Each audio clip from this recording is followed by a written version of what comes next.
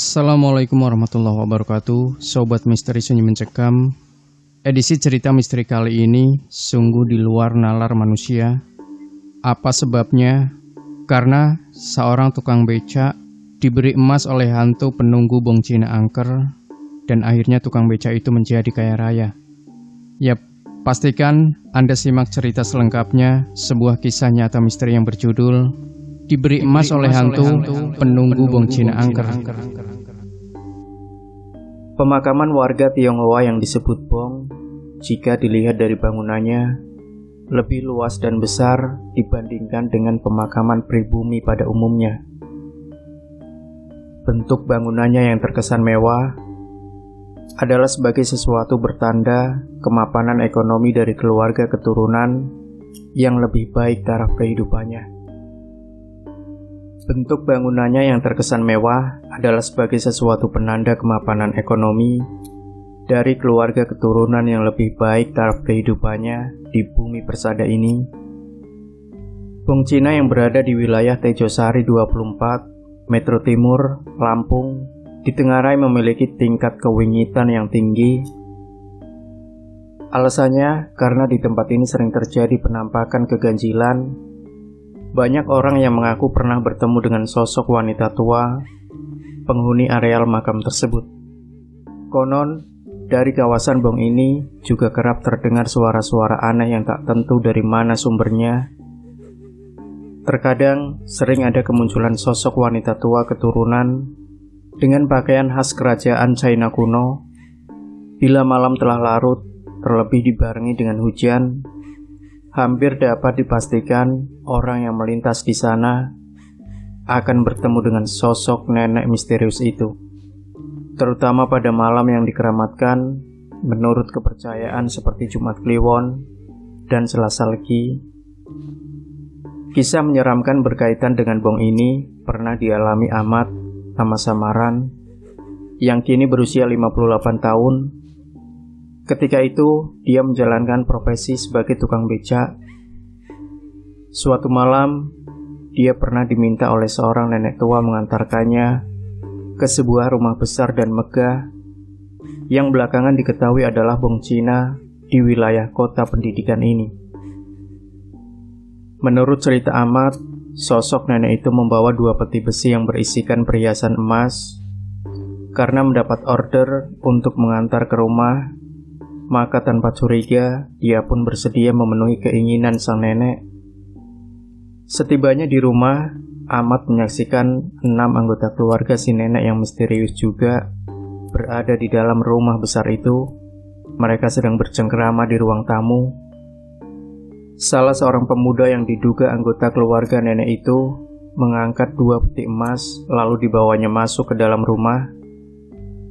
Ahmad sempat beristirahat sejenak sambil mengusap keringat di wajahnya dengan handuk kecil yang selalu menemaninya saat mencari nafkah untuk anak dan istri tercintanya. Dia disuguhi kopi dan kue oleh seorang pembantu nenek aneh itu.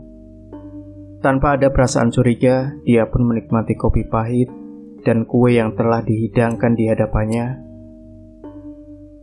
Ahmad memang sama sekali tak mengerti dengan bahasa Mandarin yang keluar dari mulut mereka dalam percakapan saat itu.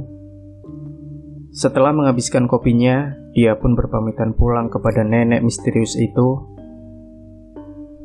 Karena si nenek tak memiliki sejumlah uang sesuai tarif becaknya, maka dia kemudian memberikan perhiasan emas berupa cincin seberat 500 gram dan batangan emas bergambar naga seberat 2 kg.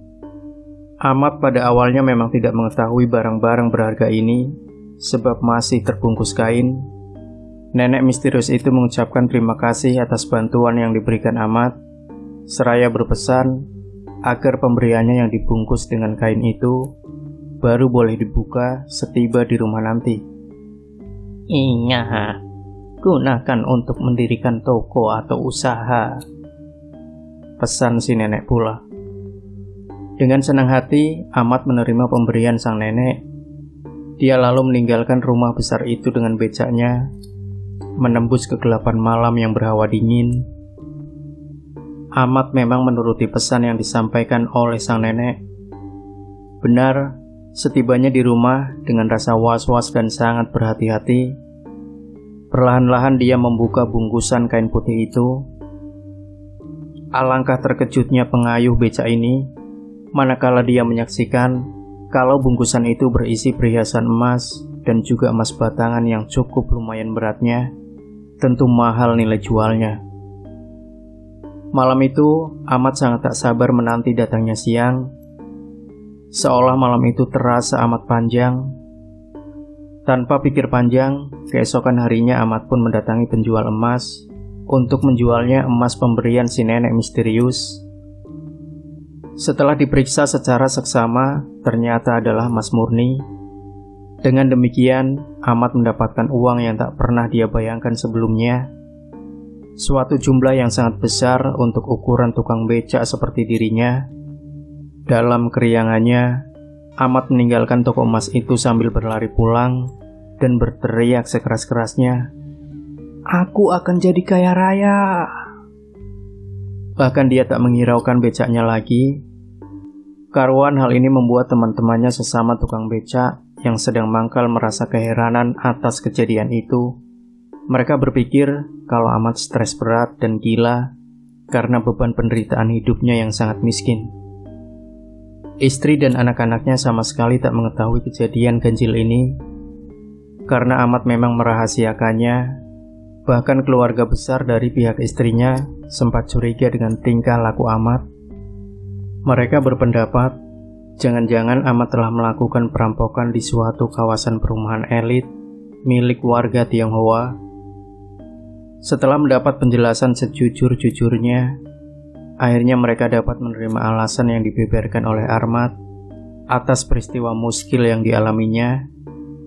Sesuai dengan pesan nenek tua itu, uang dari hasil penjualan emas itu dia pergunakan untuk mendirikan toko sebagai usaha untuk menopang kehidupannya. Toko yang dibangun oleh Ahmad sangat ramai dipadati oleh para pembeli, hingga akhirnya dia menjadi kaya raya mendadak. Alhasil, dia mampu membangun rumah megah di kawasan Langkapura, Bandar Lampung. Demikianlah kisah nyata yang dialami oleh Ahmad. Kisah tersebut terjadi pada sekitar 1990-an. Tentu sudah lama sekali, namun masih mengenang peristiwa itu dengan jernih, sebab dari sanalah kehidupannya berubah. Menurut cerita yang beredar, baru bisa diketahui sosok misterius itu adalah arwah yang bernama Yuan Hua. Semasa hidupnya, nenek yang bernama Yuan Hua dan keluarganya adalah warga Tionghoa yang sangat miskin itu, hidup di kota Timah Muntok, Pulang Bangka. Karena dibantu keuangan oleh tetangganya yang sama-sama warga keturunan, akhirnya mereka mampu merubah hidupnya menjadi saudagar sukses. Setelah beberapa tahun berselang, mereka hijrah ke Tanjung Karang, Bandar Lampung, dan berakhir membuka toko emas dan tinggal di kota metro. Namun kemalangan tak dapat ditolak. Saat kendaraan yang mereka tumpangi menuju Tanjung Karang terbalik dan masuk ke sungai di bawah jembatan penyeberangan Tegi Neneng, Lampung Selatan. Kecelakaan itu menewaskan Yuan Hua sekeluarganya. Peristiwa itu terjadi pada Desember 1973 silam. Jasad mereka dimakamkan di areal pemakaman Bong Cina yang terletak di kawasan Tejosari 24, Metro Timur Lampung. Semenjak peristiwa tersebut, penampakan sosok nenek misterius sering terjadi di sekitar makam itu. Konon, karena semasa hidupnya pernah ditolong oleh sahabat Tionghoa tetangganya, maka meskipun kini sudah menjadi arwah, sosok nenek ini masih tetap sering membantu kepada seseorang yang sangat membutuhkan bantuan, terutama mereka yang kurang mampu. Nah, begitulah kisah-kisah aneh dan fenomenal berkaitan dengan sosok misterius nenek Yuan Hua. Tentu saja, nalar kita sulit untuk mempercayainya. Kendati begitu, kita tak bisa membantah kesaksian mereka yang telah mengalami langsung peristiwa ini. Ya, dari semua peristiwa itu, hanya Tuhanlah yang Maha Tahu. Dan terserah pembaca mau ambil dari segi mana memandang kisah ini, karena setiap insan ada pendapat masing-masing. Demikian Sobat Misteri Sunyi Mencekam, jangan lupa berikan komentar Anda, like, share video ini, subscribe channel Sunyi Mencekam, dan kembali nantikan cerita-cerita misteri terbaru dari kami. Wassalamualaikum warahmatullahi wabarakatuh.